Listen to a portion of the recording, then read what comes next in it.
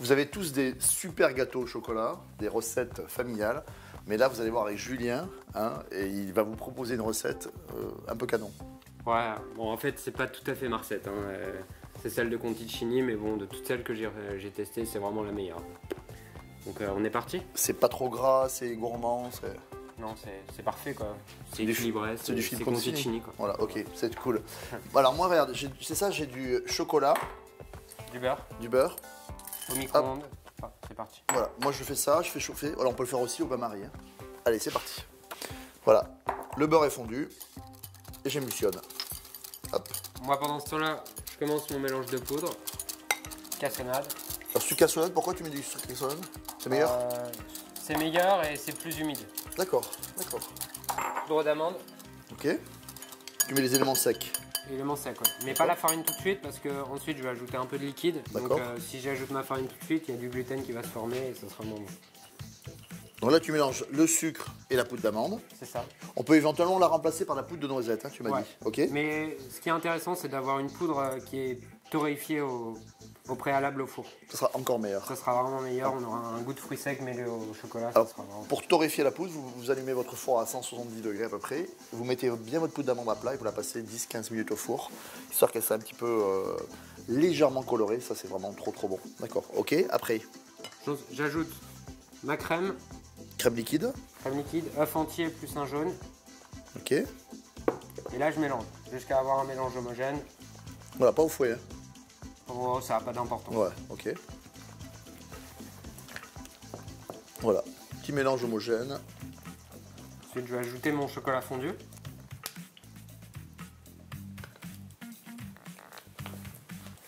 Mélange homogène encore.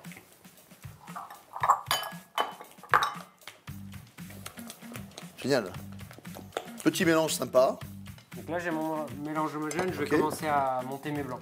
Alors, montez les blancs, vas-y. Tu mets tous les blancs. Tous les blancs. Et j'ajoute mon sucre petit à petit. Voilà, tu mets pas tout. Hein. D'accord, tu vas serrer un petit peu avec le... Ouais, voilà. Ok. Mais... Et tu es à vitesse moyenne. Vitesse moyenne. Ok. Un peu du sucre quand les blancs commencent à être mousseux.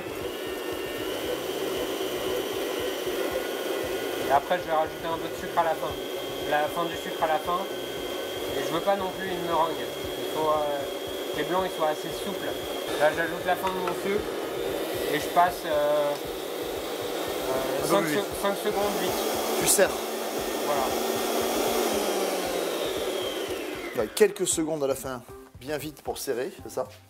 Mais tu veux pas trop les serrer, c'est ça? Non, je les veux pas trop serrer. Il faut que ça reste mousseux. Là, ils sont vraiment, ils se tiennent pas. Hein. C'est le but. Ok, on les met dedans? Ouais. Tu m'en mets un quart dedans. Même pas, ouais. Voilà, le quart. Voilà.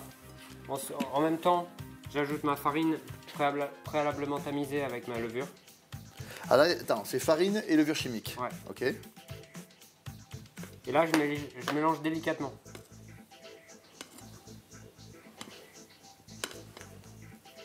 Comme une mousse en fait, de bas en haut pour pas casser le mélange.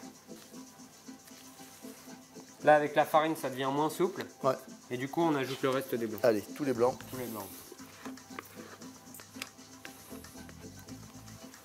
Là, on voit bien que les blancs, ils sont vraiment pas fermes. Et c'est le but, du coup, ils s'incorporent tout seuls. Ouais.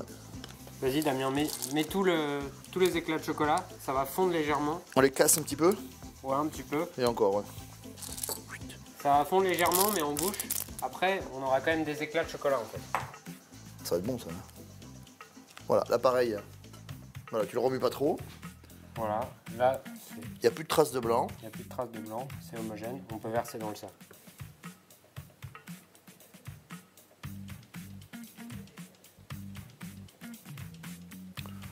Alors moi, je vérifie le goût.